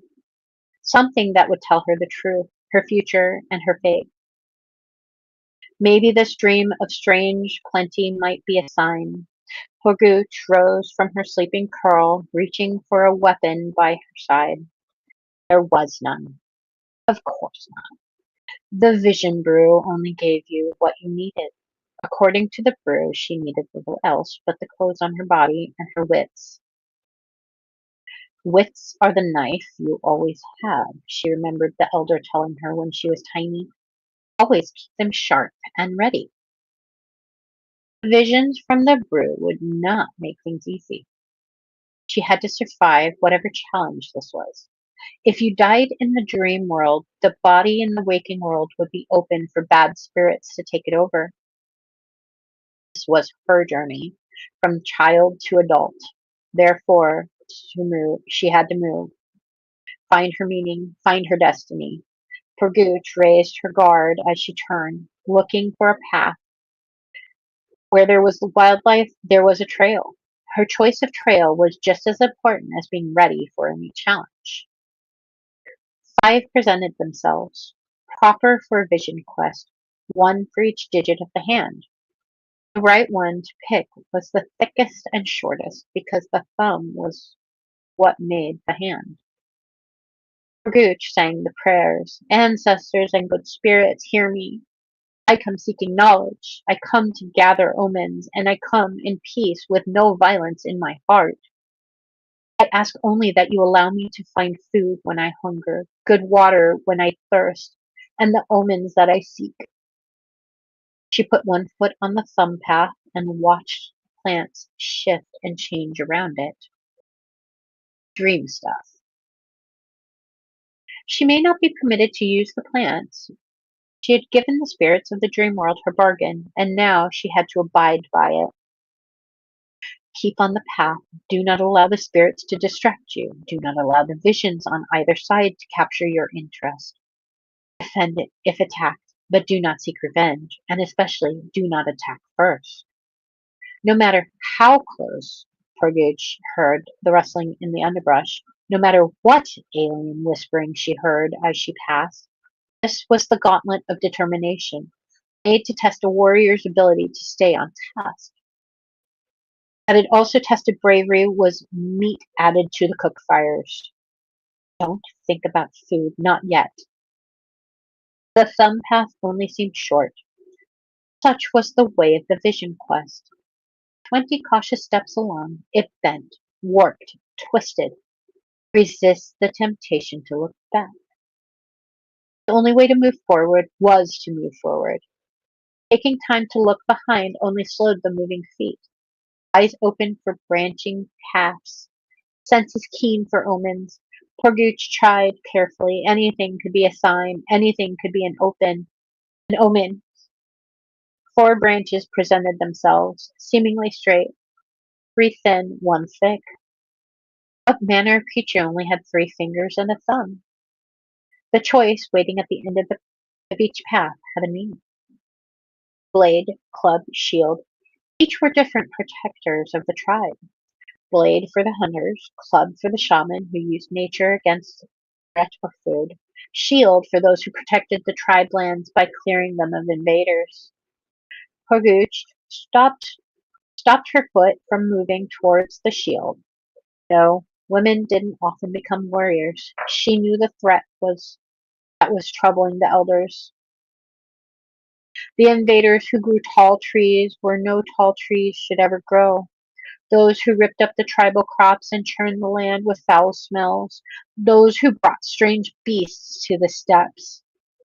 The knife ears. There would come a time when the whole tribe would have to root them out, but that time was not yet. Horguch forced her eyes to look down the thicker path. Her duty as a woman of the tribe. The cradle, the hard root within. Her duty to plant the harvest, while the warriors planted a different crop in her belly, and she grew the next of warrior and mothers there. She put her foot on the thumb path once more, fighting herself to avoid looking back at the shield. It was up to the elders to decide when they needed warriors more than mothers, or, and the thought gave her chills, warrior mothers. 10 steps towards her duty, and the path warped and twisted again. The whispers in the shrubbery faded away. So too did the calls of unfamiliar creatures. Silence shrouded her ears and weighed on her mind. When the wilds were silent, it always meant trouble. So poor Gooch knew it was forever twilight in the dream realm. She scanned the horizon for signs of the proper dawn. If anything was going to attack, it would be when it was light enough to strike accurately, or dark enough to hide themselves. With that in mind, she looked into the shadows of the scrub, searching for the eyeshine of a lurking predator. There were none, which worried her more. There was no sign of any dawn either, no hint of coming sun. It was as if there would never be a dawn. Another turn in an unaccountable number of turns, and there it was, hard root, the staple of all tribal meals, wide, round, and fat like a well-fed toddler safe in their sleeping basket, nestled in nestled in one and waiting. This was what meant what this was what was meant to happen. This was her duty. What she had to do. She stepped closer, but it retreated. Like the bad dreams where the running was slow and the destination never came closer. Was this an omen, or was this something she had to fight for? Forgooch increased her pace, yet the cradle and its contents remained stubbornly out of reach. She couldn't run at a normal speed, so she did. She could run at a normal speed, so she did. A warrior could run fast enough to catch the fast running grass eaters and bring one down in a chokehold. Nevertheless, her goal kept slowly retreating. Forgooch was faster. She was gaining on it. Her lungs burned. Her legs ached. She cared not for anything beyond her duty. The cradle, the hard root, her duty and destiny in one. As her fingertips brushed the woven reeds, and the whole thing turned to ash. She stopped, staring at the raised stone that held her prize, watching the ash blow away to nothing in a wind she didn't feel. Words spilled out of her mouth at the same time her awareness spread out around her, taking in all of the dream world nearby. I thought I was alone when I found my duty, but the moment I touched it, Hargooch turned to face her observer. I knew someone had been watching me. She should be afraid, she should be angry. This stranger had ears that were pointed like knife blades. A knife ear, right within striking distance. Slight, thin, cropped short hair that shone like the metal of a shield warrior's blades when it was fresh out of the mountain men's fires. Wearing an ill-fitting dress, trembling and panting in terror. It bore no weapons, held no anger. It seemed to be a child? Horguch would never harm a child. A true warrior would never harm a child. That was why, when faced with the enemy in the world of dreams, Horguch stretched out an offering hand. I do not hurt children. You are safe. The knife ear said something in strange words. It sounded like rushing water in birdsong. One pale brown hand, the color of soft sandy stone, took something off an arm no thicker than one of Horguch's own tusks. A hand smaller than one of a 7-year-old child reached out with it, dropped something into Horguch's palm, and jumped away, and evaporated into the gloom as if it were waking up again. Trust in the gifts you are given, but do not look at them. Horguch closed her hand around the object, impossibly round, impossibly smooth. Her fingers touched her own palm, so she knew it was a hollow circle. She knew it was almost impossibly thin, so she was careful not to grip it tightly. Where else was she meant to go? What else was she meant to do? She turned her eyes in the direction that the ash had gone. Why is my duty forbidden to my hands? she asked the spirits. One last swirl of ash was her only answer, leading her away from the place where the knife ear had stood. Gooch followed the lingering trace into darker and darker spaces, away from the verdant surface, into a dark underneath, into a bare, featureless cavern of wind-scoured stone. Porgooch woke up on the stuffed hides of shaman's yurt. The smoke of the burning herbs was down to mere trickles, her dark green skin awash with sweat, and half the ceremonial body paint had bled into blurs. Shaman Yakto was still chanting, guiding Porgooch's spirit from the dream world and back into her body. The smells of reality swam back to her, the sounds of the tribe's children screaming as they played, the low rumble of the tribe's riding hogs as they indulged in their fodder, the regular drumbeat as mothers pounded hard root into the flour that made everything the tribe ate. It took poor Gooch 3 tries to raise her hands and knees, rise to her hands and knees, wobbling like a newborn fast runner. She made her slow and awkward way into Yakto's right knee. One touch, and she would know that poor Gooch was back from her journey. Poor Gooch barely made it there. Yakto caught her as the strength left her arms, helped poor Gooch sit up. You left something behind at the bed, she said. It's your spirit gift. I must not touch it. Breathe. I shall fetch you soup. Poor Gooch was content to sit and let the world around her slowly stop spinning and tilting. Her spirit had been out of her body for a long journey. It was bound to be confused by its return to her flesh. The soup was made for the weanlings, the sick, and the oldest of elders who didn't have many teeth left. Just the smell of it made poor Gooch's stomach grumble. Get your spirit gift first, new woman, advised Yakto. Never leave such things too long. Gooch found a dizzy spell as she turned, or fought a dizzy spell as she turned. A small, pale circle lay on the skins of Yakto's floor. It fit neatly into the palm of poor Gooch's hand.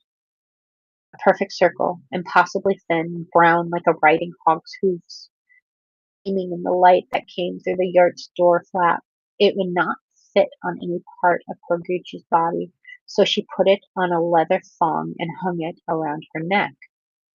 Yakto helped Gooch hold the bowl until her arms stopped trembling and she could hold it herself. There, sighed Yakto. Now tell me all that you remember. The dream was fading, but poor Gooch remembered the thumb pass and the rich, thick plants unlike anything she knew on the steppes, some taller than the distant mountains. She remembered wanting the shield and stopping herself, but most of all she remembered the knife ear. It was wearing this on its wrist, said Purgooch, turning to the thin-looking thing around about her thumb. Back and forth, looking at the gleam, finding the grain of the material familiar, but not familiar enough to recognize what it was. It looked like a child, so I told it I would not hurt it. Yakto nodded sagely. She understood the code of honor. Even a child of the enemy should not be harmed. What destiny did you find? I followed the last of the ash, asking why I could not touch my duty. It led me to an empty cave of stone. Yakto was staring at Porgooch in sorrow. You're an adult as of today, she said, woman, but not yet mother, and I must tell you from these omens that you will never be mother, not to anything grown in your belly. Will I bear the soulless ones, the children who never breathe? The cave was your growing place, and it was bare, said Yakto. Nothing will grow inside you, though you are welcome to try and take in a seed. It is your right, but you will take up the shield to protect the ones that do grow. She took Porgooch's hands in hers, comforting. Your spirit gift is a key. When you know what it is made of, you will know where to find the knife ear who gave it to you. That is your thumb path towards your destiny. What of the wealthy twilight lands? Asked poor Gooch, anxious. Legend said a great wolf would eat the sun at the end of the world. It said nothing about what might grow in the resultant dark. That is the land where your bones will lie. I can see no more than that. Go, Pergouche, and find your path.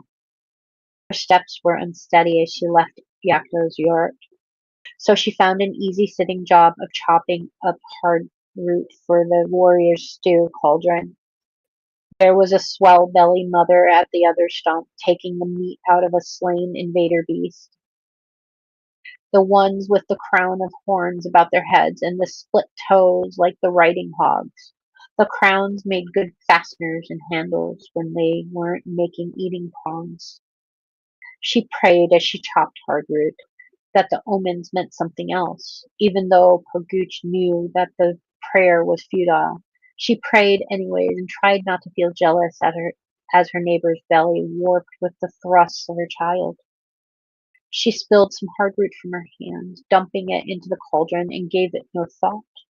She would pick it up when she had the next handful of tribe's main vegetable.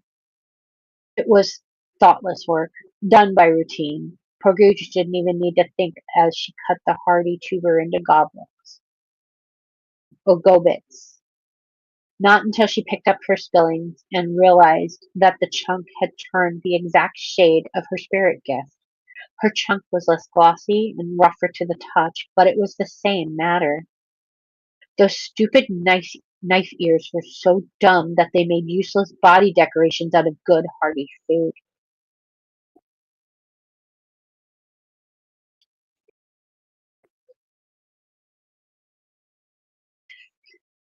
Dun dun dun. Another 404 ever.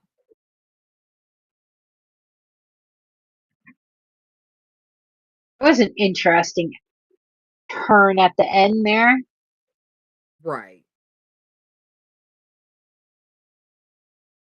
Very interesting. Very. June bug just got into my house. How the fuck did that? That was a wild ending. That was. How did my phone? Don't you eat my berries, you fuck? Hey, bug. God damn it.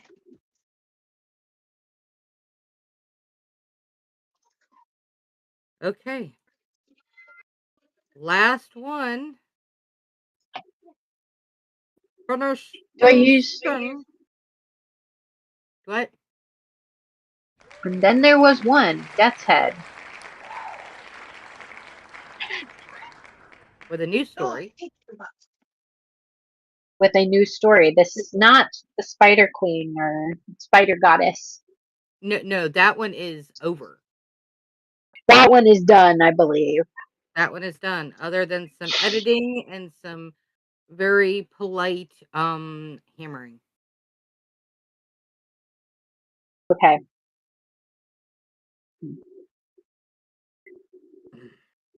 Dreadful darkness over and above that deathly domain where only wraiths abide, whispered Worry's wind.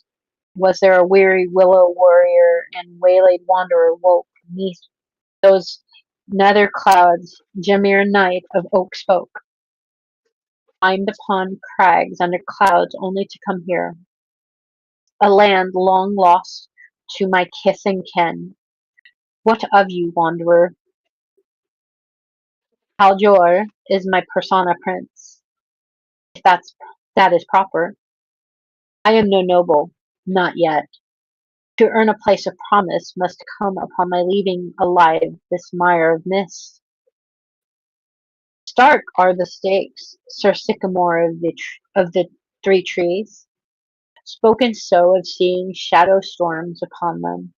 Brave Pallior and Birchroot began pursuit of that woeful witch who tricked them there. Though that foul forest our two fellows footed, and forthwith they found a fallen flyer. A swan swum to sedges and stream's edge. O swan so starlight, what shields you from yonder sky? Oak officer of renown, my feathers have become fetters, and I am bound to blunder bank to bank by the enchanter's blight. Foul is fate, fair and fallen friend, honor, however, demands we help. Only the end of the enchanter can cure the curse, so spoke the swan. Tell us true and be brief, where dwells the defiler? A sojourn southwest 7 miles hence to her hidden hold. So spoke the swan, and so journeyed Jamir and Paragon Paladur. Would that we were wise and willed enough to temper our trust of turf, no matter how tame, tree trooper, or fallow were the flyer's phrases. Heroes came to haunted hall and out into eternal night. A terror troll waited truly, and sprang upon Sir Cedar, and skilled Jeremir jousted the giant of dread. But a brush of bludgeon brought a birch brute once born of 10 trees low. Alone against the ashen Eton, the average armsman clashed with clever strokes, keeping clear of killing slashes. Would that we were wise and willed enough to riposte and wrangle a ragged, unworthy reaver. Wounded warrior would place his palm on pommel, and from terror struck low that terror troll.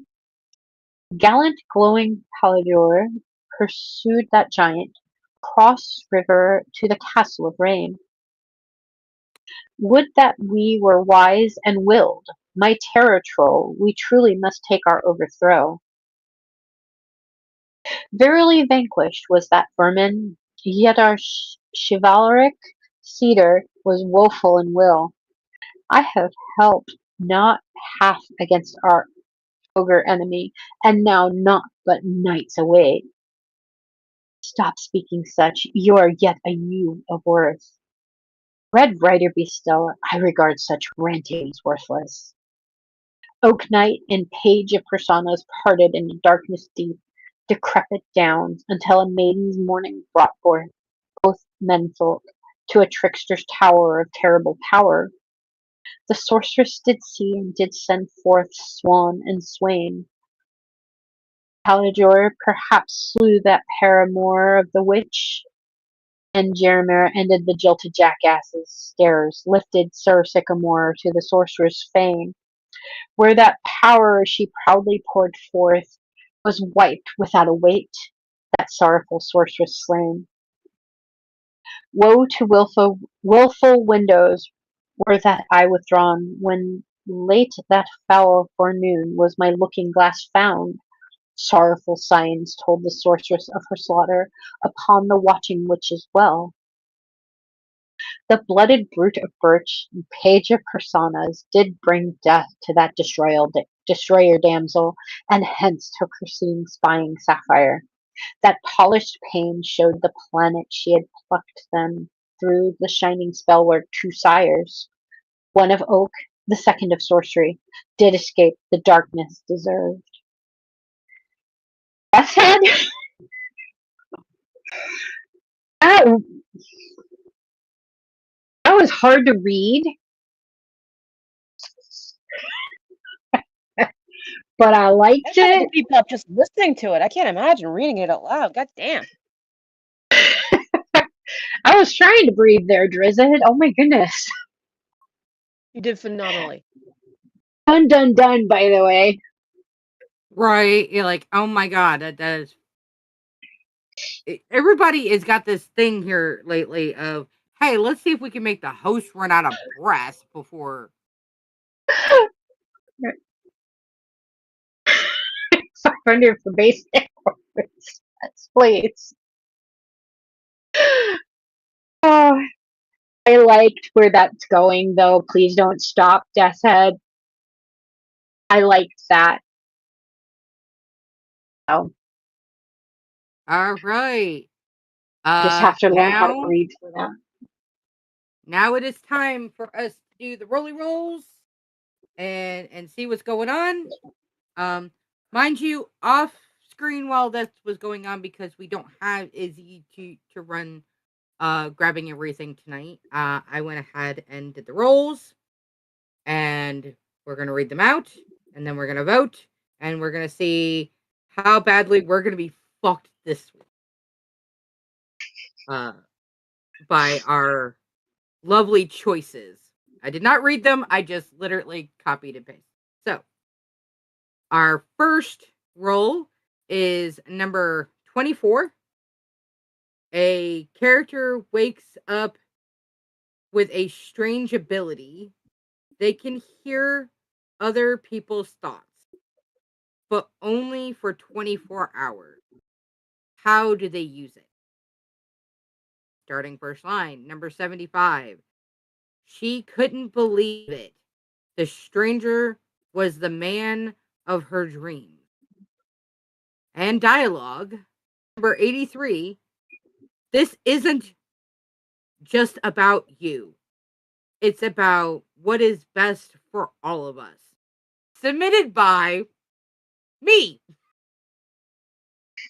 I don't remember when. So.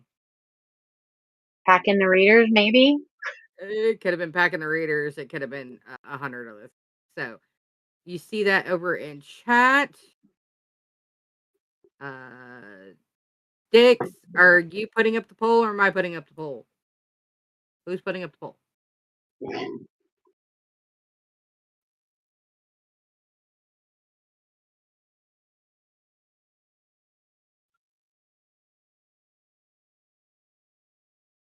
There's the poll. Okay. Pull you. All right, everybody, vote, vote, vote. Let's see what we get this week. We have 14 people in here. Where's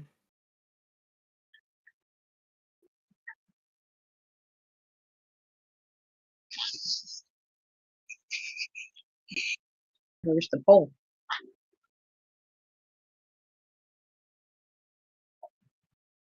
Oh shit, dialogue just took a giant leap. I am not seeing the poll on mine. It should be... It should be at the top of the chat box. Yeah.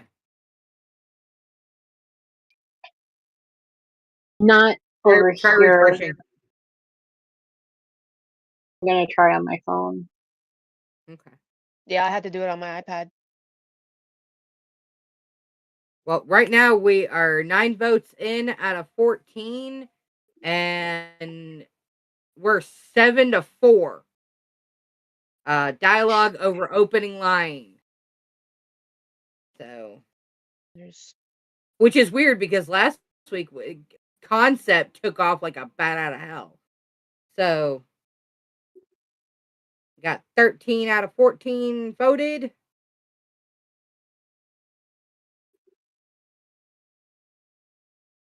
$16 in chat. So, come on, people, vote, vote, vote.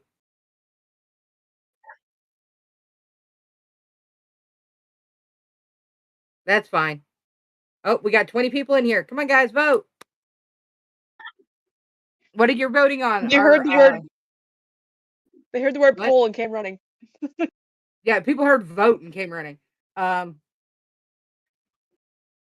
If you look at the poll over in chat, we have what our prompt is going to be for next week. Right above, you'll see what the prompts are going to be. The prompts are... Go ahead and close this off for a minute. Concept. A character wakes up with the strange ability that they can hear other people's thoughts, but only for 24 hours. How do they use it? Starting first line. She couldn't believe it. The stranger was the man of her dreams. Or dialogue. This isn't just about you. It's what's best for all of us. Submitted by one Julie DeFisher. Time's almost up. At number 2, oh my god. And now I have the conundrum. Do I submit what I'm going to write with it and spoil part of my book? Or do I sit on it and just use the prompt anyway? All right. Dialogue wins. So your prompt for this week is, this isn't about you. This is what's best for all of us. Submitted by one Julie DeFisher. Okay, guys. Now, on to the good stuff, because now we've gotten that out of the way. If you are submitting for the show for this coming week, please have all prompts into the email by 3 p.m. Central, 4 p.m. Eastern. Adjust your times accordingly. If you're gonna be late, give me a shout, or anybody else, and then that way we know to be on the lookout for it. Other things to remember we got coming up this week. We have a mod takeover. So, Styx and CM Weller.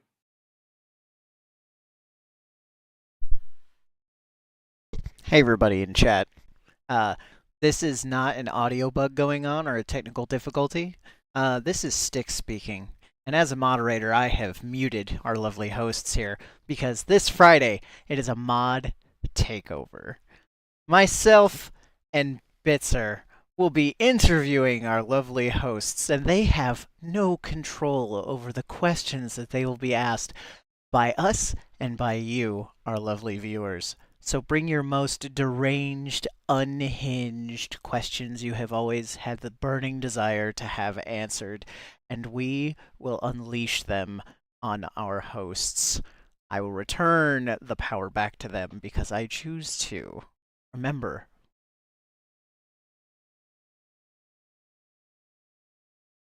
Thank you, Styx. Terrified. Wow. Oh, I'm We're not looking terrified. forward to this now. And guess what? This will probably be one of the longest interviews that we actually do, other than when we had our first couple before we actually got everything handled. Because we could have up to 5 people being interviewed. Right. So in this process, bring your snacks, bring your questions, bring your unfucking hingedness to Booked for Friday. Because guess what? We all in the hot seat then. So you'll get to find out more about how this show was created, a little bit more about us as authors and writers and everything in between. But be prepared. Bring a fucking dinner if you got to, because we gonna make it an all-night affair, people. This is gonna harken back to the old school TikTok days. This is gonna be wild. It's gonna be wild, and it's gonna be fucking amazing. And we have been trying to plan this for some time. And when somebody said, "Hey, let's have a mod takeover," and I'm like, "Bet, fucking bet." So also, isn't it happening on the anniversary of when we went affiliate? That's my next point right there. It is going to be happening on our just past our 1 year anniversary of making affiliate. So 1 year ago on Tuesday, we had gotten the ability to make affiliate. And that's how we ended up here. So it was amazing.